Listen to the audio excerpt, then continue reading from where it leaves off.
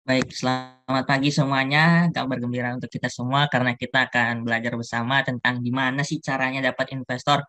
Walaupun di sini saya sangat sulit juga dijelaskan bahwa investor itu adalah seseorang yang mempunyai uang yang lebih dan dia ingin memberikan kepada seseorang untuk dikembangkan dengan harapan returns yang lebih baik begitu.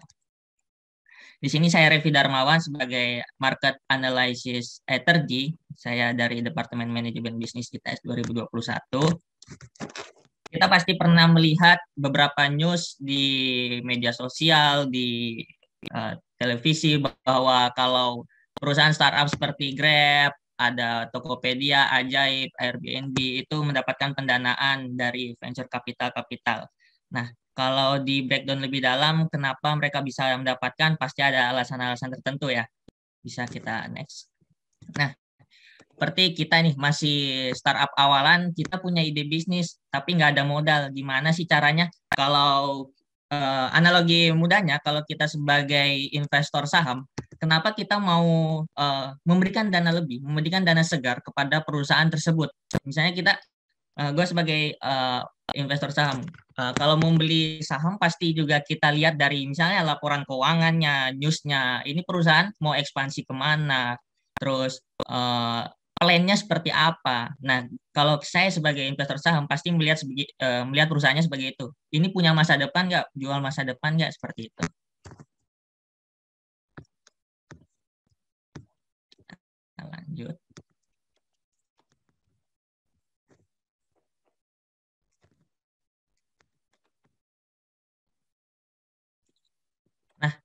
Nah, gimana sih cara mendapatkan dana dari investor tuh dari mana aja biasanya? Itu terbagi dari dua. Yang pertama dari institusi, yang mana contohnya dari venture capital, private equity.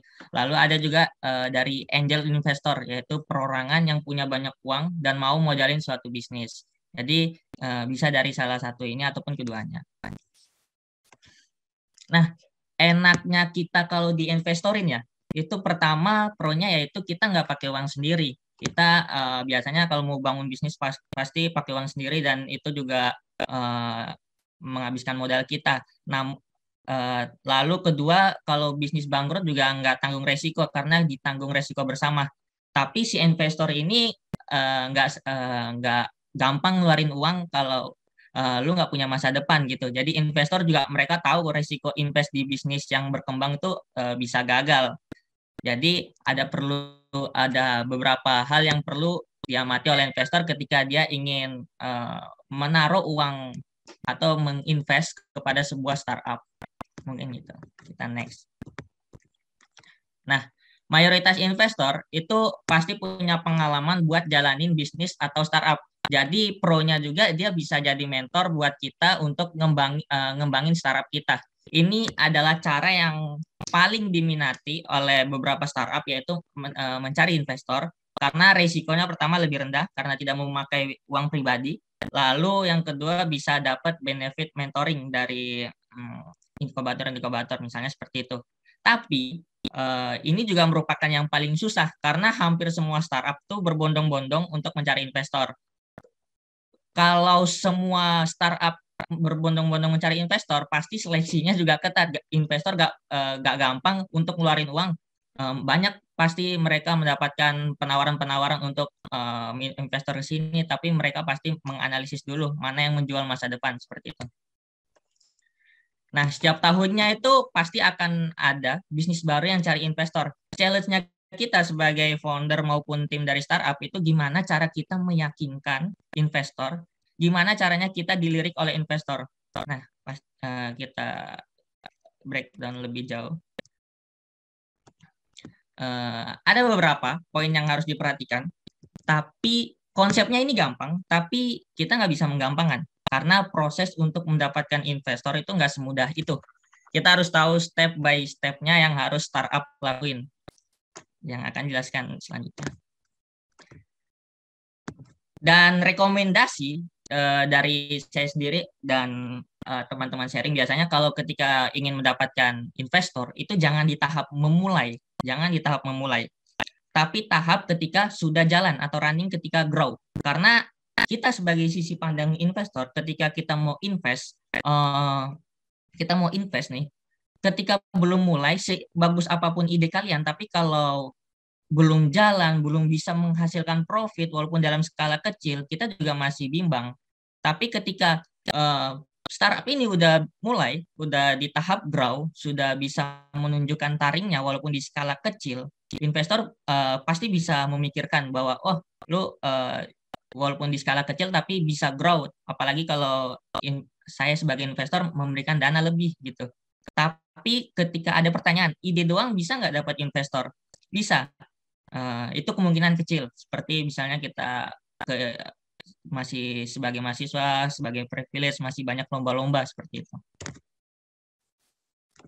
Lalu ada poin penting untuk dapat investor. Yang pertama, ini konsepnya, yaitu menjual masa depan. Bagaimana kita menjual masa depan? Masa depan startup kita itu seperti apa? Lalu kedua, kita yakinkan investor, manajemennya mampu nggak mencapai masa depan yang diinginkan oleh perusahaan. Ini kelihatannya simpel, tapi tidak sesimpel itu, kompleks sekali penjelasannya. Dan investor harus tahu dan percaya bisnisnya punya masa depan yang cerah. Lalu di startup itu kita selling the future. Kita menjual masa depan. Bagaimana masa depan ini kita presentasikan kepada investor, pitching, kita memberikan data-data pendukung yang bisa membuktikan bahwa kita menjual masa depan. Kita menawarkan masa depan yang lebih baik seperti itu. Kalau dibilang menjual masa depan itu gimana sih? Banyak caranya. Banyak founder, CEO menggunakan metode-metode paling simple. Biasanya kita menjelaskan problem and solution. Yang mana problem ini seberapa besar masalahnya yang ada di masyarakat. Lalu solusinya yang kita tawarkan sebagai founder itu cukup menarik nggak dan cukup bisa menyelesaikan permasalahan yang ada di masyarakat itu. Mungkin itu. Kebanyakan kita sebagai founder itu punya ide yang besar, Kebanyakan founder juga mempunyai cara masing-masing untuk meyakinkan investor dalam ceritain idenya. Salah satu pendukungnya itu bahwa kita harus memberikan data-data yang bisa menjual bahwa masa depan bisnis startup ini tuh ada. Data-datanya dari mana? Dari setelah kita analisis, lalu kita pitching, kita presentasiin seperti itu. Lalu ada poin yaitu meyakinkan investor, yang mana kita menjual mimpi, lalu kita memastikan mimpi itu bisa tercapai nggak. Di sini adalah tahap yang sangat kompleks, yang kalau di dalam kita jelasin itu sangat panjang sekali. Kita akan mempersingkat. Yang pertama, dari sisi investor pasti melihat faktor-faktor. Yang pertama yaitu personality dari timnya. Apakah punya pengalaman dan keahlian? Kalau kita lihat, mahasiswa itu masih minim, namun fighting spiritnya masih sangat kuat. Di situ adalah kelebihan dari mahasiswa. Lalu, make sense nggak alokasi dari presentasinya, seperti seberapa besar grow yang akan dicapai ketika targetnya, lalu ada alokasi dana investor, itu masuk akal nggak gitu. Nah, ketika bisnis sudah jalan atau mempunyai traction skala kecil aja dia udah bisa jalan lalu sukses, dari pikiran sisi investor tuh kalau diinvest di perusahaan startup ini udah bisa jalan dan menghasilkan profit, apalagi kalau dilakuin di skala besar, misalnya diberi pendanaan. Nah, itu adalah beberapa hal yang dipertimbangkan oleh investor. Nah, di sini kita harus menata mindset kita dahulu. Yang pertama, kita harus think masa depan, berpikir masa depan. Apa yang kita jual di perusahaan startup kita? Lalu kita berpikir jangka panjang. Lalu kita berpikir masa depan, seperti itu. Ini adalah hal penting yang harus kita kuasai, soft skill yang harus dibangun, yaitu komunikasi. Karena kalau ide bisnis startup Anda bagus, tapi kalau nggak bisa dikomunikasiin, nggak bisa selling future, itu sama aja, itu bisa ngebatalin semua gitu loh. Lalu negosiasi dan public speaking. Oke, terima kasih Mbak. Kayaknya cukup